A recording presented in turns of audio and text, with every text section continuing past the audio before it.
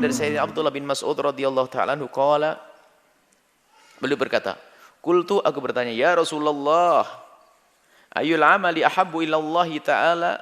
Ya Rasulullah, amal apa yang paling disenangi oleh Allah?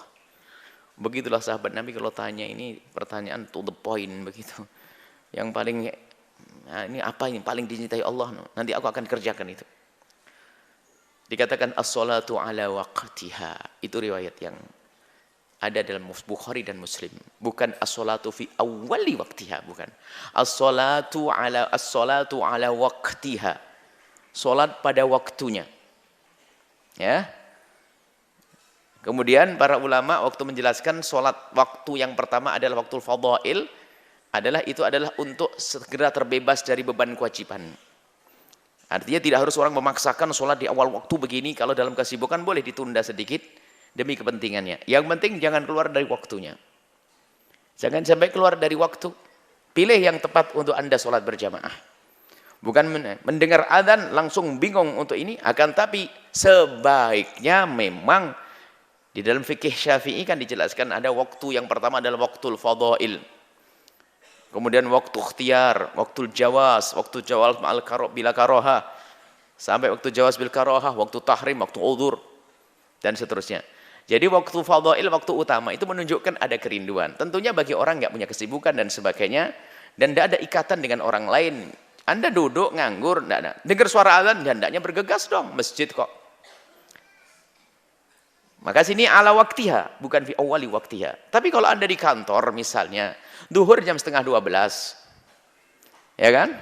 Duhur jam setengah 12.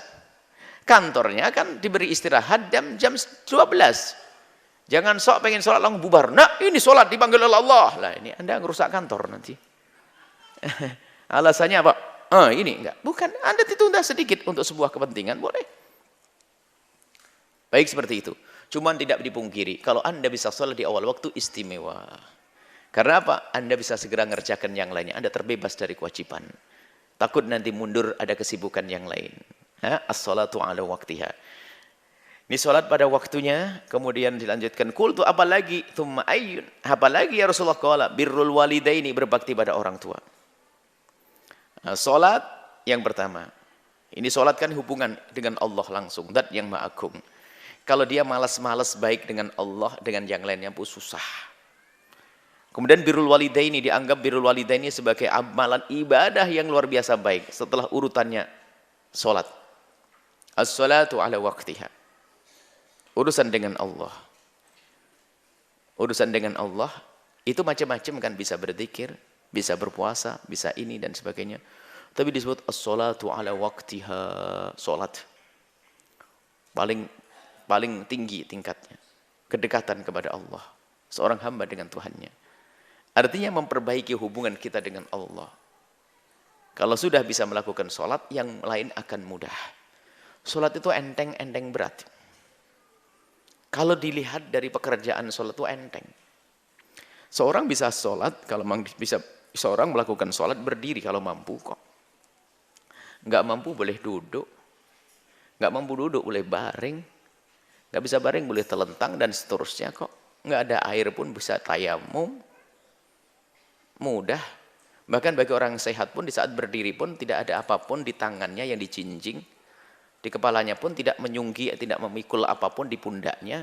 Sholat.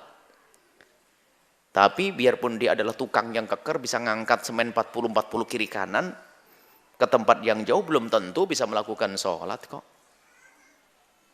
Orang bisa bekerja keras di bawah terik matahari berjam-jam. Dia mampu, tapi untuk melakukan sholat yang 3 menit, 4 menit belum tentu bisa. Makanya sholat itu gampang susah. Ringan sesungguhnya kalau kita cermati. Apa sih beratnya? Ayo. Itu yang bisa jogging setiap hari 2 jam atau 1,5 jam, itu belum tentu bisa sholat subuh. Ayo.